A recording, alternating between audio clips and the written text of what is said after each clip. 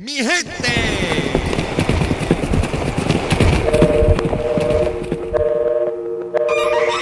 Llévalo por el oído.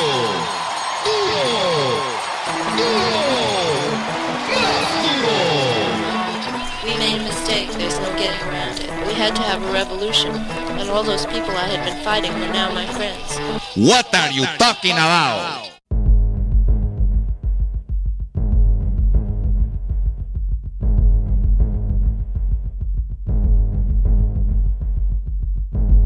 This past weekend, I was chilling out on the sofa and really just flicking through the channels, trying to come across something, and I came across a film that I heard a lot about and never seen. I know there's like 6 or 7 of them now. I know they're quite old, but the film was called Paranormal Activity. I'm sure all of you, if not at least most of you, have heard of it. A film in which a young couple sets up a video camera in their room to catch the actions of a ghost and whatnot. And I don't know, I just was never bothered by it. It never really freaked me out. I watched it, I didn't laugh or anything, I just didn't get scared, and I do get scared over suspense thrillers, but this one didn't bother me. It just seemed way too far-fetched. I guess I'm a disbeliever. I guess I'm too scientific, or I need more evidence in this crossover idea, or the fact that these spirits and ghosts exist. I've always been a person in my life who was skeptical when someone would tell me a ghost story. This has always bothered my grandmother, of course, who believes vehemently in ghosts and has lots of ghost stories from our lake house up in northern Ontario. And of course, I also entertain her and listen to them, but I'm never quite sure that I think that what she's telling is even possible, let alone true. So today is going to be an interesting show. I'm telling you all this, of course, because the guest is Marie Micheaux, who wrote a book called The Other Side of the Wall, and she's living in Venice, Italy, and she's going to be joining us on Skype. She's an American. She was born in Asheville, North Carolina, and she's in her very young 50s now, and she's a writer, an architect. She's been an actress, a model. She's really lived a life story of about 1,000 people here in reading her story, which reads like a memoir and biography. We get to know a lot about Marie Micheaux, and it's a fascinating story. Just so many things that she's been through. But particularly what we're going to be talking about is on the other side of the wall, in which is her ability to tap into the paranormal activity, or to, I guess, hear things and see things that most of us can't or are incapable of seeing. And to give you an example, I will read you a real brief quote from chapter 1 of her book, where it says, "Then I was back in the car. I later assumed I just had an out-of-body experience. This harrowing ordeal changed my life in many ways. As someone once told me, once you have found that door to the other side, it is easier to find it again. People who have had near-death experiences are all the same. They've seen and returned from another dimension, so a part of them knows where that door is located. Their connection to the paranormal spirit realm is easier to reach, and things pass through the door for them to see more easily as well." So if you're one of my listeners who likes the paranormal, who believes in ghost stories, who has psychic capabilities, is sometimes referred to as a clairvoyant, then you're going to love today's conversation with Marie Micheaux from Venice, Italy. We're going to be talking about her life, which is fascinating in its own right, her book, The Other Side of the Wall, and we're also going to hear some of her music, and music that is referenced in the book. Starting off with a track called The Other Side of the Wall that Marie recorded while in Nashville. And it hasn't been overproduced, as she told me in an email. It's just a raw cut. So here is a track called The Other Side of the Wall by Marie Micheaux, and we will have her back on the show talking to me via Skype when we return. You're tuned into Book Talk with Kory here on Breakthru Radio.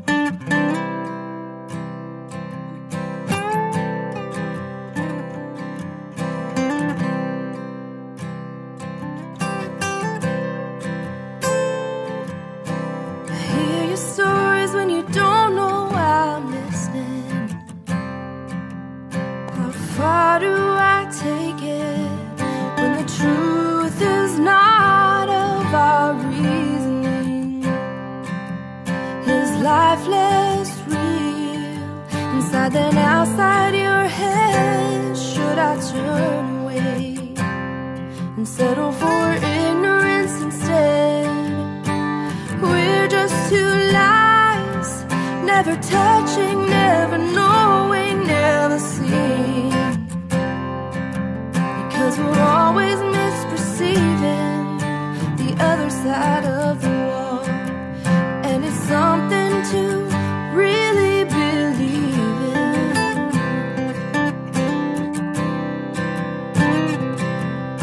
I know your views, but I question your motives. I wanna trust in you, but my heart is tortured by all the what ifs. Could we have a chance, or is it just in my head? Should I turn away and settle for ignorance instead? We're just two lives, never touching, never knowing, never seeing. Because we're always misperceiving the other side of the wall. And it's something to really believe in, the other side of the wall.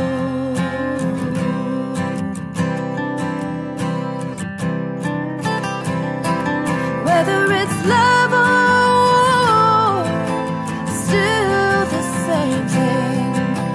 Managing your fear is really the game. We need to see the similarities, savor the differences. We're just two lives, never touching, never knowing, never seeing. 'Cause we're always misperceiving the other side of the wall. 'Cause it's something to really believe in.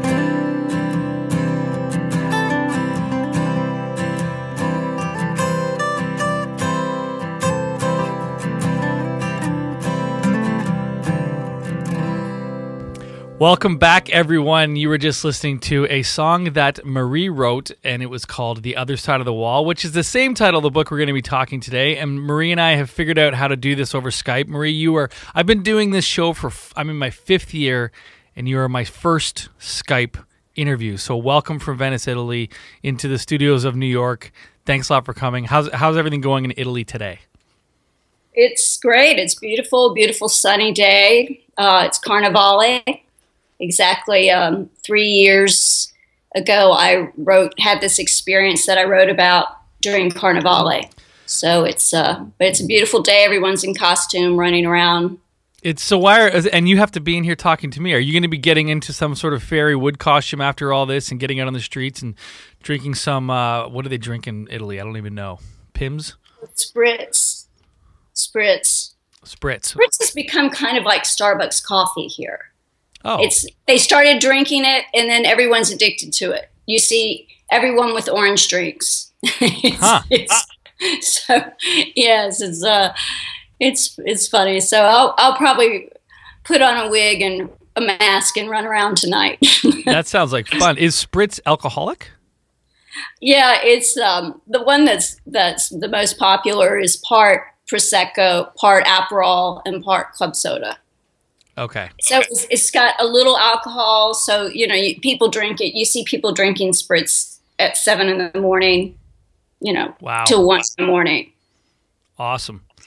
Well, before we talk about Venice, I want to go way back because you even said in your book, the way you set it up is that it's important for people to get to know a little bit about you before they get into the content of what you write about. So let's start with, I've obviously got your bio here from research and from your memoir itself. You were born in Asheville, North Carolina, and you just celebrated a birthday recently, so happy birthday, I'll say that to you. And you've really done everything in the book, from acting to modeling to an architect to real estate. I guess you were raised by a family that said it doesn't matter what you need to do, you can always reinvent yourself or change. Would that be fair enough to say?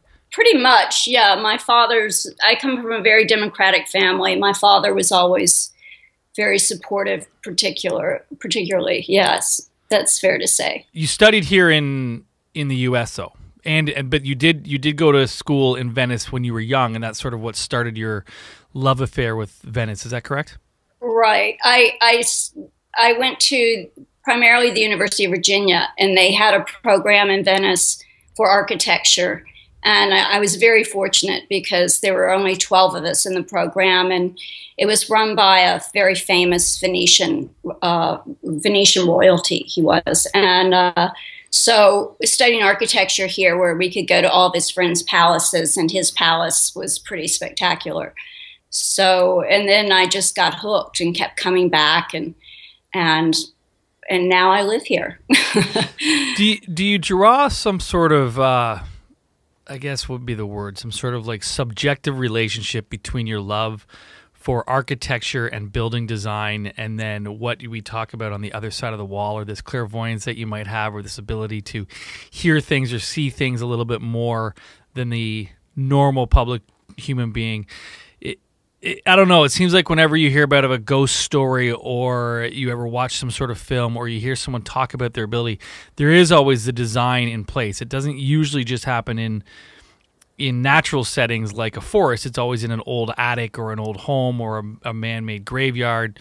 Do you think there's some sort of connection there between your love for architecture and this ability that you have to reach through the other side? I'm not sure. I don't know the answer to that, to be honest. I've always felt comfortable in certain places and not comfortable in others. And, depending on the history, and that probably had to do with the energy of the place. I don't know. I mean, to be honest, I used to have dreams about places in architecture I had never seen before and never have created. So, yeah, you talk about that one on the lake. There was a hotel that and a party, a timepiece party that you dreamt about, that you thought you could envision, and then you actually went to this lake area, and tell the listeners that story. Well, I was with a friend of mine, Matthew Earl Jones. It's James Earl Jones's brother, and I went to pick him up, and I'd never been in this area before, and I just got this very eerie feeling trying to get to his house. And I picked him up and I said, I asked him if there was a hotel near there, because it reminded me of this dream I'd had, I don't know, 10 years before or something. And he said, no, they're just houses. It's all residential. And we kind of wandered around and drove around. And then I looked and saw, an area that looked familiar. And I need to go up this street. And we went up this steep hill, and we found there was this old apartment building that was a converted hotel. And the dream was about having this party in this hotel overlooking the lake. And that was the same view. It's pretty interesting. So these dreams that you've had, were they always with you even when you were a little kid? There was one incident in the book where you mentioned your mother made note of a time where you'd climbed out of the crib, and they thought maybe it was because you heard something, or maybe you were oversensitive to something. But do you recall tales being told you from your mother or father about your dreams or the way you were when you were a little child? Not. I mean, I always heard those stories, but they didn't really put anything together. Okay. Until that my mom mostly understood, and she understands my sensitivity to noise. I didn't like being trapped. I was always climbing out of things, but it was a very strange thing that I would always climb out of the bed and go into the corner and sleep. Well, I hope you're not still doing that, or if you have current roommates or someone and they wake up and see you in the corner, they may think you're a little bit off. I don't know. No, maybe if you have enough spritz tonight, you'll wake up in the corner of your flat in Venice and covered in a mask and a robe, and it'll be pretty enlightening experience for you. Yes. Hopefully I'll be alone. Marie, you go to Boston to be with somebody at a young age. You're doing architecture. You're living in the Northeast for a while, and then that doesn't work out, and you make a change, and you go to California, where you sort of get involved in the music industry. You're a host, music industry through your boyfriend. You're a host of a TV show. You start acting and modeling. Did you like being in California? Was it a good time while you were there? I know in hindsight, when you got to Miami, you didn't like California, but while you were there, was it a good part of your life? No, I actually loved California. And I went to California as an architect, and how I really got into the film business more when I was there through a project I was doing in Singapore. It was a coincidental thing. I had done this project, and I was talking to an artist while I was finishing it up, and he needed some materials. He was working for me, so I went to LA, and he asked if I wanted to go see this taping of a show, and I agreed. And I always, for some reason, carried my portfolio and a nice dress in the car, and coincidentally, the person didn't show up for the show, and they needed someone to go on. So they asked me, and I was like, sure, I've got a dress in my portfolio. So that's sort of what started my acting career. And then I started co-hosting the show for about 7 or 8 episodes. It also gave birth to Marie Micheaux, because before that you were Mary Martin. Correct. Yes, I couldn't be Mary Martin. She's been done very well before. So. Yes. So years in California in the show business industry, that comes to an end after a relationship doesn't, I guess, work or it doesn't come through. Correct. Yes. And you moved to Miami. Yes. And that's where you get into this real estate development, which must have become pretty natural for you if you were already in architecture.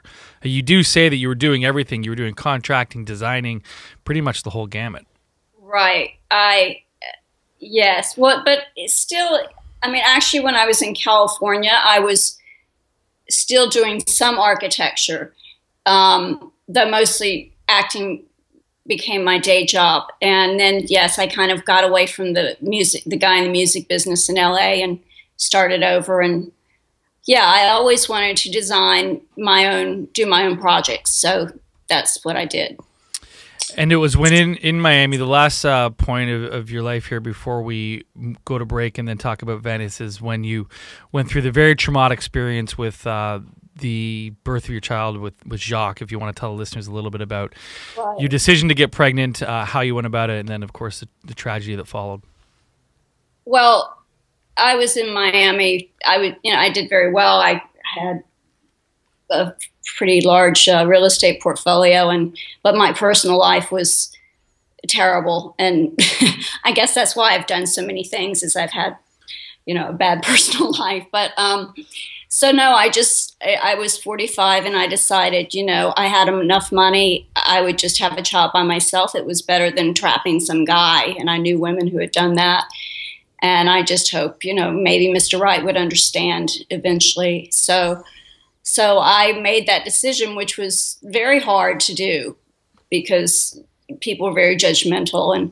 And so I went through artificial insemination, and it took it took, I don't know, 9 months or so, or a year to go through do the whole thing. And so for me, it was very real, unlike, just getting knocked up accidentally. Mm-hmm. It was when I finally was pregnant, and it was Christmas Day. It was very real, and I was extremely happy. And then the whole economy fell apart when I was pregnant, and plus I was the whole process. You have it's kind of a money making process for the doctors. It's a wonderful thing for people, but as an older woman, they like to give you extra checkups, and which is very stressful. And then when the economy started falling apart, they froze for no reason. They froze one of the construction loans on one of my projects. Just the stress, I think, of it just was, I don't know. I ended up losing my son, Jacques. So. Well, it induced stress and a financial collapse, and I can imagine what the toll does take on the physical body for both you and your son at the time. It's very traumatic, but I got through it, and I wrote a song about the experience that I finished on his birthday, I think a year later. I'm glad I tried, but then I always wanted to try again, but wrestling with the banks for the next 3 years was just so traumatic. I couldn't do it. I was trying to save the rest of my life. Right. So. Well, it was at that point where you really buckled down and focused on Venice because it was a city that was always calling you. And we're going to take a short break right now, listen to another track of lyrics that you wrote before we get into Venice and focus on the part of this current episode in your life where you are now in a city that you really wanted to be in. The track we're listening to is called Back in the Thong Again. The lyrics are by you, Marie, but it was recorded by a band in Nashville, I believe. Is that correct? Right. Do you want to hear the story of it? Sure. Introduce this track and then we'll play it. Briefly, there are two reasons I wrote it. After I was pregnant and I was very depressed at that time, I went out to take out garbage, and my neighbor came up to me, and I hadn't seen her in a year, and she said to me, "Boy, you've gotten fat." It's so amazing, the things that people just say that flies out of their minds that are insensitive. And then I ran into an old boyfriend in the same time period who made the same comment. And I wasn't huge. I mean, I'd put on 40, 50 pounds, but I was very thin. I was 105 pounds before, so I guess that's a lot. But so after that, I just started thinking of the things people say and what they do. So I wrote this song. Well, great title. I like that. So we're going to play that now, and when we come back, we're going to be focusing on Venice and the other side of the wall. You're tuned into Book Talk with Kory here on Breakthru Radio, and I'm being joined by Marie Micheaux from Venice, Italy. Stay tuned.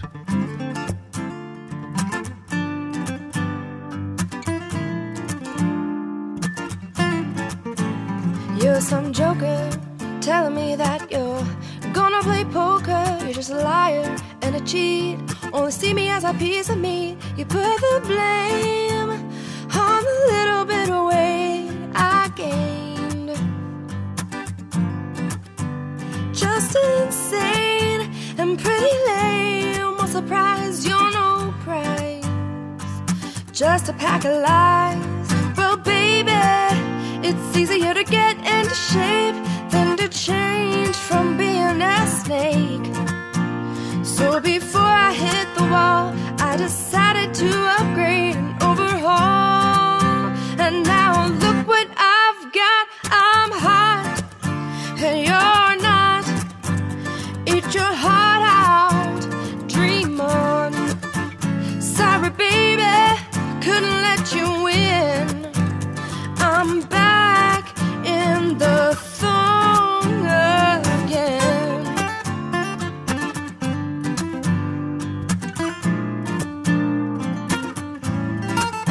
I quit drinking beer and pop all the time. Stuck to tequila and lime, champagne and wine. No chips or dips, corn dogs or candy bars. I changed things up to foie gras and caviar. And after unloading 200 that very first day, the rest was all just child's play. So baby, thanks for bailing, 'cause I just went sailing. And now look what I've got. I'm hot and you're not. Eat your heart out, dream on. Sorry baby, couldn't let you win. I'm back in the thong again.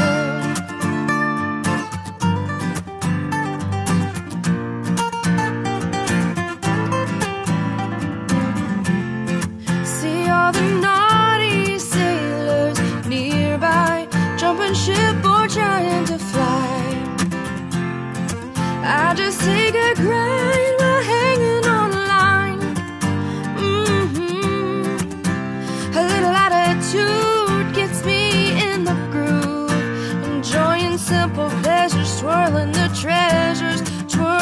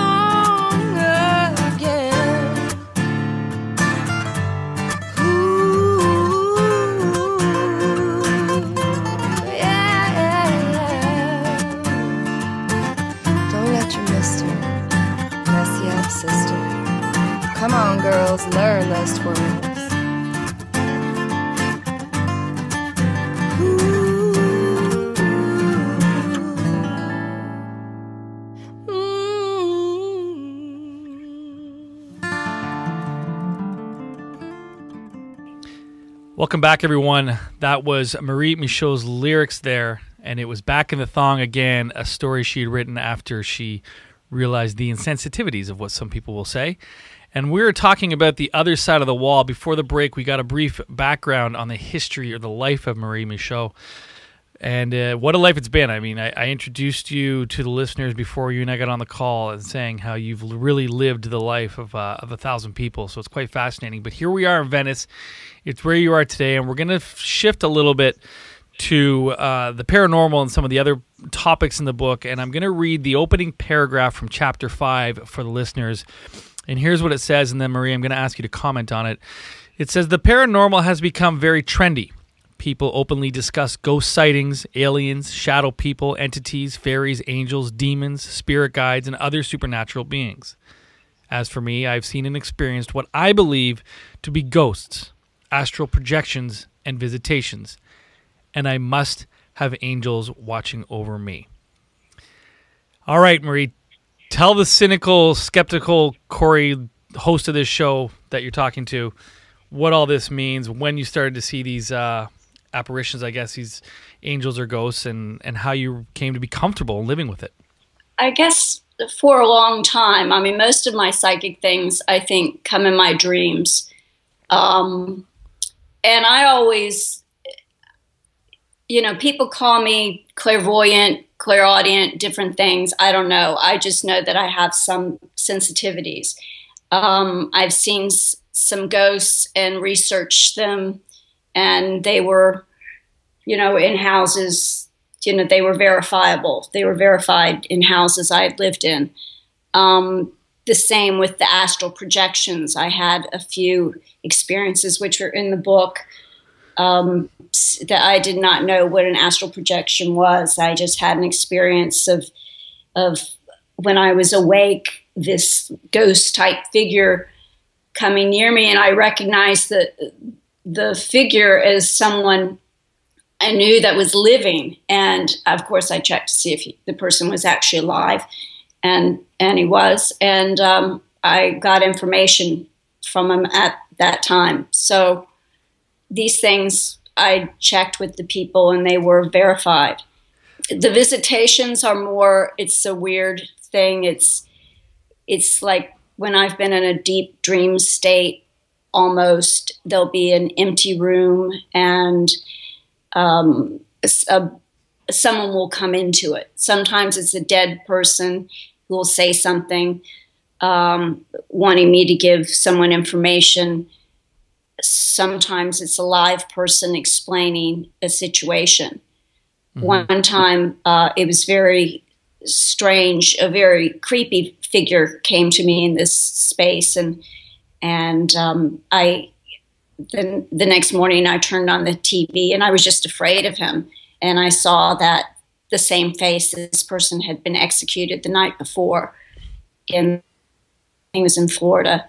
And that's it. I always try to verify or get things validated, my experiences. Well, I was going to ask about that. In reading your history, you're obviously an educated person. You've went to school at the University of Virginia where you studied architecture, and that's math, space, physics, design. You did stints, I think it said, at Harvard. Did I read that? You did postgraduate work at the University College London and Harvard University School of Design. You're clearly someone who has been in academia, knows about math, science, physics, the laws of the universe. Was there ever a point in your own life where you had to come to terms with what you're describing now? Because before that, did you maybe just doubt it or not really acknowledge anything that you're describing because there wasn't enough evidence or science, and you would just push it away like I think most people would say that can't be real, that can't be real.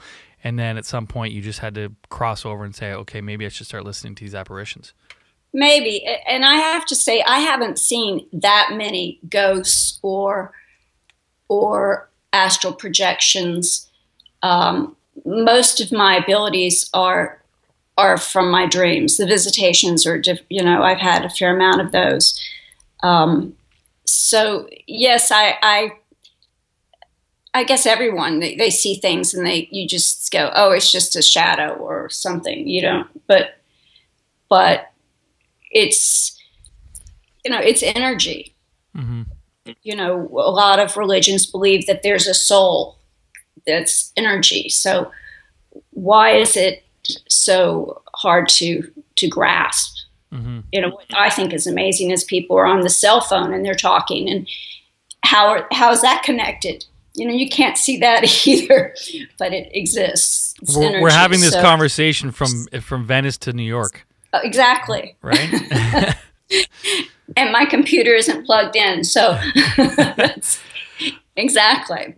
And do you want me to quickly tell what the book is about? Yeah. It's a story about when I first started my life over here, and I moved into a new apartment, and all these very strange paranormal things happened, and I heard voices, and I thought they were real, and I thought, in the end, I thought I had lost my mind, and I had to leave Venice and be examined, and they found nothing wrong with me, and the whole occurrence happened just in the time I was in this apartment. But it was a very intense story. I thought maybe I was going to be killed or kidnapped. I weren't sure if they were real people or ghosts, or it was in my mind. So it's I wrote down very specific dialogue from what I remembered, and it's a pretty intense story. So. And are you still in the same apartment now? Oh, no. You're gone. Okay. Oh, no. I live actually in the beautiful island of Murano, where is famous for the glass, blowing glass. Wait, do you consider yourself a religious person by that definition? I believe in a higher power. I believe in metaphysics. I don't really believe, I don't understand, I would say I'm a spiritual. I'm human. I don't understand, what is the right religion. Mm-hmm. I don't think as humans I believe a friend of mine, Vicky from Texas, said once, we were having this religious discussion, she said, well, we're like tadpoles in the pond, and we're trying to figure out what the cow is thinking in the pasture. I don't think that any of us really have all the answers. And there's so many books out there saying this is the way it is. You can create your own life in this way and that way, and this religion is right. But I believe in equality. I don't think that it just doesn't seem logical that someone can be born in a different country or in a different religion and they're penalized for it. Right. So in going back to that draw that you had with Venice and the way that you ended up being in Venice because you had studied there and then there was this pull to go back there and it's where you always wanted to be. But also if you look at the history of your own life, which you lay out in The Other Side of the Wall, there's this real, what could be considered a conflict between, I guess, conscious reinvention. Okay, now I'm going to go to Boston. Now I'm going to go to California. Now I'm going to go to Miami. Now I'm going to go to North Carolina. Now I'm going to go to Venice. And also this sort of underlying theme that you have of fatalism and predetermination. And I was meant to be here. I was meant to be in Miami when that happened. I was meant to be in North Carolina when my aunt was sick. And I'm meant to be in Venice now. So I guess what I'm asking you, Marie, is would you be more considered yourself a fatalist in that you think that there is some preordained determination for you and you're just following a path, or do you consider yourself more someone who invents everything for herself and makes her own path in life? I believe that there's certain points that we are preordained that we can reach. I think that we can have different in between the points. But I don't know. I mean, my life has sort of been like a river, just like doing that talk show. I happened to be there at the right time. They asked me to do it. I fell into doing acting from there. That's how most of my life has been. I'm just kind of went with the flow. I mean, I was prepared for opportunities to come, but I just sort of went with the flow of life. Well, I like that metaphor, life like a river, and you're still going with it by the sounds of it. Yes.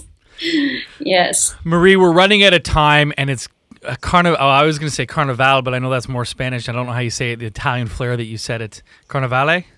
Carnivale, yes. I don't want to keep you from your spritz anymore. We do have to wrap things up. I do want to give you a chance to tell the listeners if they are in Italy, they can find you in Venice. I think you're doing some events in hotels and other town squares. I know you've sold the book to many people from all over the world. They can find you on mariemicheaux.com, which is there's a direct list to that link on my playlist, everyone, as well as the book on Amazon. It's called The Other Side of the Wall. Is there any place else or anything else you want to tell your listeners? Twitter, Facebook? I'm on Facebook as well. Oh, okay. And you're actually working on a new book about Murano now. Yes, Murder in Murano. The bodies are piling up. No, but murder can be, murder of the human spirit, or, as well as murder. But I think people here are very supportive. It's a very artistic community, and I love it. It's beautiful. And, as you know, it's one of the Venetian islands. Mm-hmm. So. I have never been, but I've never been to, well, I would be lying. I had a layover in Rome, but that's the only time I've ever been to Italy. I've never traveled to Italy, so I would love to go, and I should come to Murano and hopefully not get murdered. Yes, you should. It's beautiful. The people are just so artistic, and I can talk to the masters who have been from the famous families for centuries. Very casually, just meet them out for a glass of wine, and it's pretty intense. Everyone's so accessible. Sounds like a great place to live and a great environment to write your next book. I'm glad you're there, and I'm glad you're not in the apartment where all the paranormal activity was taking place. No, I don't think. Yes, I worry for whoever's in there. Well, Marie, you've been very kind to come on Skype with me this afternoon, even though it's Carnivale. And again, I want to thank you. And they can definitely find you on Amazon. The Other Side of the Wall. I hope people who read it are able to sleep at night and don't get too scared. And they can find you on Facebook as well. Marie, I'll give you last word. Anything else you want to say? Oh, that's it. That's it. Just be open-minded.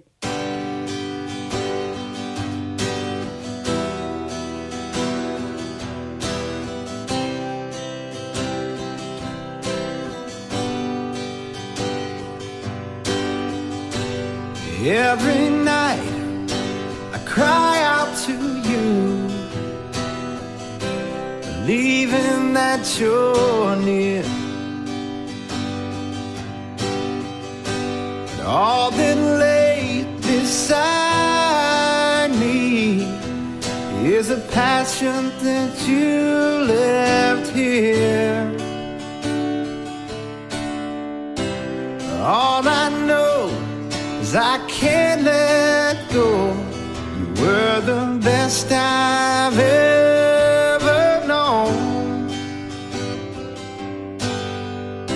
Where others tried and failed, only you could prevail. But then you left me alone. Is it better to run, better to hide, better to find the truth inside? Should we take the jump, accept the fall, leap of faith to have it all? 'Cause baby, we can have it all. We said it was forever. Life can be so cruel. Feels like I'm only treading water with expectations of a fool. In the light, I don't see you now. Does it sometimes make you scared?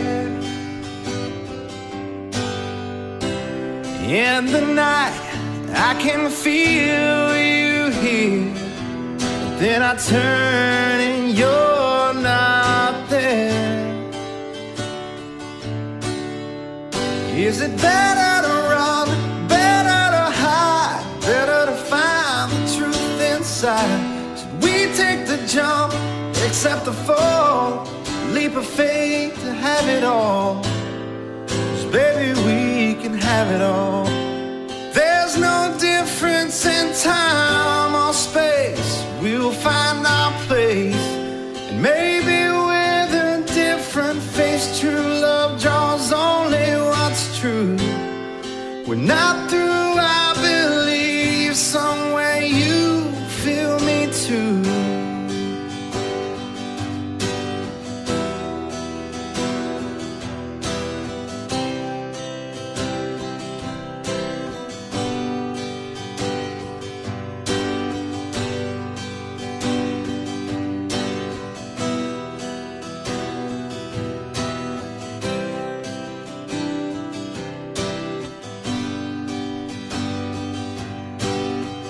Is it better to run, better to hide, better to find the truth inside? So we take the jump, accept the fall, leap of faith, have it all. Baby, we can have it all. Is it better to run, better to hide, better to find the truth inside?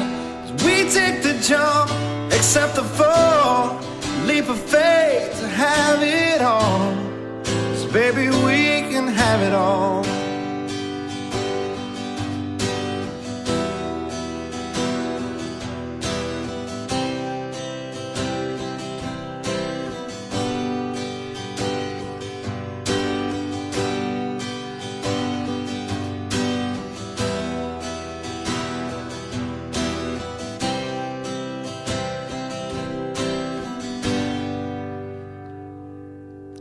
There was another track there by Marie Micheaux where she wrote the lyrics for it, and it was recorded by another band, a band she had contacted, I guess. I think she had in Nashville. The name of the track was called Have It All. Again, Marie Micheaux was the lyricist, and the band is unknown. But, when I spoke to Marie after we stopped recording, she was a little worried that we didn't set up the actual paranormal story of the book as enough for the listeners and that they'd want to read it. And I've sort of argued that we got to make you go buy it and read it. We don't want to tell you about all the scary things and the outcome of the apartment in Venice where Marie lives. But the parts we talked about in her life do set up the book. They are the first kind of third of the first half of the book. And we did focus on her background, getting her into Venice. And all I can tell you as readers, you want to really, the story really does pick up there. So the story of her paranormal sightings, her fears, everything that happened in the apartment in Venice is the major plot or story that is the other side of the wall. And I'm not going to give it away, and I didn't want Marie to either. So we're going to leave you all hanging and tell you to go buy The Other Side of the Wall so you can learn this story about the place in Venice where she once lived and now has left. Again, her name is Marie Micheaux. The last name is spelled Micheaux. You can find her on mariemicheaux.com, or you can find the book, The Other Side of the Wall, both on Facebook and on Amazon.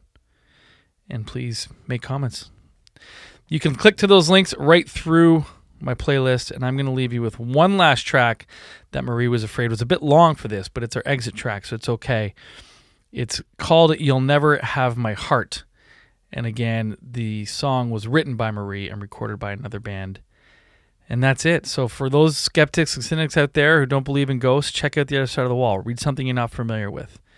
And see if you're a little bit more convinced after you hear about Marie's experiences in Venice. That's it for Book Talk with Kory. Another week gone by. It's drab February. Hang in there for those people in the Northeast buried in snow. And we will come out on the other side in spring sometime soon. I'll be back next week with a new author. Thanks a lot for tuning in. Thanks a lot to Marie for tuning in from Venice. Leave you with one last track. And I will sign off. Say, have a great week, everybody. It's Book Talk with Kory here on Breakthru Radio. She couldn't get out of her head after her baby was laid to rest. And all her love and strength was put to the test.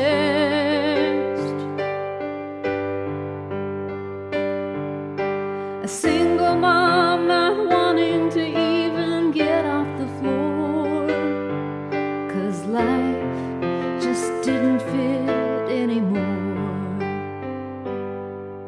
Every night she prayed, God, please hold him in the stars tonight. 'Cause I can't be there for him anymore every night. I did all that I could until reasons I couldn't understand took my little boy away. She was going out for coffee, trying to figure something out. She stumbled in her shoes, but you had no doubts. She knew she had to put herself out there so the darkness wouldn't make her disappear. Somehow you convinced her to believe in love again and to let go of every fear she didn't even understand. She gave you her trust, believing in us, and when the sun came up, you tossed her away. But through all those years, she became wise when she realized maybe you had me for the night, but you can't take away my light, and I'm not gonna let it tear me apart. 'Cause a man like you could never have my heart. See, you'll never understand what it's like to hold my hand, and you'll never really know just how far my love can go. So maybe you had me for the night, but you'll never have my heart.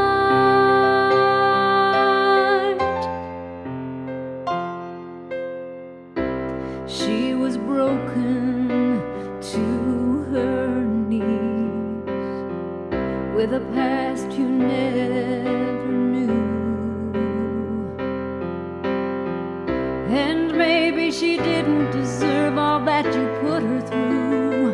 Too bad you couldn't see past all those games you played to know what you could have had if you stayed. Maybe you had me for the night, but you can't take away my light, and I'm not gonna let it tear me apart. 'Cause a man like you could never have my heart. See, you'll never understand what it's like to hold my hand, and you'll never really know just how far my love can go. So maybe you had me for the night, but you'll never have my heart.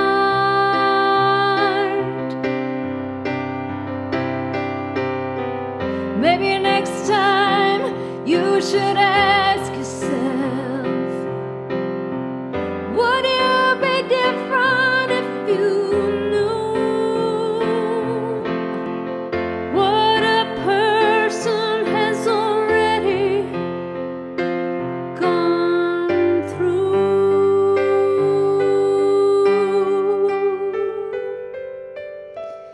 Maybe you had me for the night, but you can't take